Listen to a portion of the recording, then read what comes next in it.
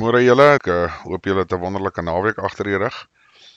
Ek gaan gou vir ons vandag 'n bietjie praat oor dehydrasie van voedsel en hoe jy dalk jou eie dehydreerder kan maak sonder te veel moeite.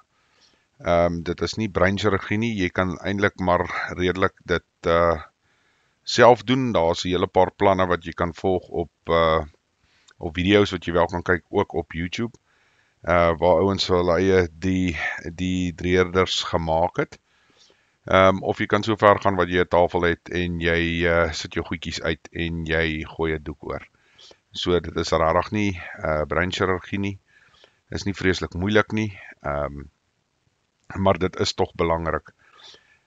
As jy nou vat, ons het nou al gepraat in kosvoorbereiding, in vorige videoetjies oor jy weet rys, pap en daai tipe goed, jy weet jou voedsel wat lank hou, of nie lank hou nie, maar die meer swaar voedsel of bulkvoedsel, as ek dit so kan stel. So wat die dehydreerders wel vir jou bied. En soos ek sê, dis nie breinchirurgie nie, jy kan eintlik maar net vir jou 'n oordentlike sif lap kry. Ek noem dit nou maar 'n siflap, maar dis maar dat die goggetjies nie kan deurkom nie, maar laat hy nog steeds ligvloei deurlaat. En ek sal maar voorstel, maak 'n deel van jou prepping. Vir die eenvoudige rede dat jy behoort 'n tafel te hê waar jy iets kan opsit en dan kan jy hierdie oorgooi en dit sal keer vir vliee ensovoorts wat dan nou nie op hierdie voedsel kan inkom nie. Die voordeel van om die goed wel te dehydreer is wel dat jy jy weet jy vat iets wat ek hoeveelheid gewig het en jy maak dit waarskynlik baie minder. Stoor is ook baie makliker. Op die einde van die dag het kan langer stoor. Jy het nie noodwendig yskaste en sulke goed nodig om dit dan te stoor nie. Wat wel 'n bietjie, ek sal nie sê van 'n probleem is nie, maar jy moet dit weer hydreer om dit te eet. Of jy kan dit waarskynlik maar net so eet. Ek dink die maklikste ding om aan te dink is maar as jy dink aan 'n pakkie safari gedroogde vrugte, dis maar dieselfde konsep op die einde van die dag waarna jy kyk. Belangrik om te onthou met die prosesse en hoe jy dit dan nou wil hanteer, of maklik om te onthou. As jy nou dink aan byvoorbeeld goed soos jou grypsak, is dit natuurlik iets wat jy ook daar kan insit. Maar weer 'n keer, vir my is, dit werk nie noodwendig vir my nie, maar dit is 'n opsie vir mense om na te kyk. Maar soos wat ek sê, dit is nou nie iets wat noodwendig vir my gaan werk nie. Maar hou dit maar in gedagte. Dis iets waarna jy kan kyk om jy weet dalk deel van jou prepping te maak as jy so lap het wat redelik goed is. Ek dink hulle noem ek wil nou nie verkeerd praat nie, maar ek dink amper iets soos nee, doilies is iets anders, dit is wat jy oor die melk gegooi het. Maar dit het dieselfde funksie as dit sin maak wat ek vir jou sê. Nou dit is belangrik om hierdie tipe goedjies ook maar voor te prep en te kyk daarvoor.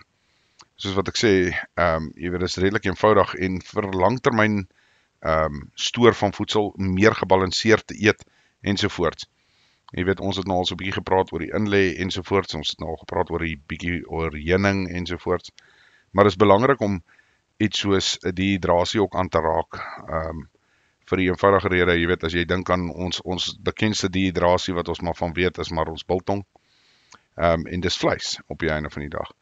Nou die voordeel wel van groente en sulke tipe goed, as jy dink aan gedroogde tomaties, gedroogde vrugte, al daai goed, dit het nie regtig iets nodig behalwe die vrug self en dan nou basies maar jou son nie. Belangrik om dit so daarna te kyk, belangrik om dit ook deel van jou prepping te maak in my opinie, maar seker te maak dat die doek of net wat jy kry, se gaatjies klein genoeg is, dat daar nou nie wel vliee ensovoorts enige ongediertes daar kan eiertjie lê of wat ook al nie. So ja mense, dit is maar dehydrasie. Dis regtig iets wat ek sal voorstel jy na kyk. Soos ek sê, jy kan vir jou by die huis ook een bou. As jy nou wil fancy raak, wat kan toemaak met glas en siffies waarop jy die goed lê ensovoorts. Maar dis eintlik maar nie regtig nodig nie. Ek meen jy kan die goed op 'n skoon tafel sit of in 'n skinkbord en net die lap oorgooi soos wat ek nou voorheen al gesê het. Ja, en dit is maar dit, soos ek sê, die enigste nadeel is maar net, jy moet dit weer hidreer, of jy kan dit so eet. Maar ek weet daar is maar 'n bietjie verloor van voedingswaarde as jy hom droog. Dit is verseker so.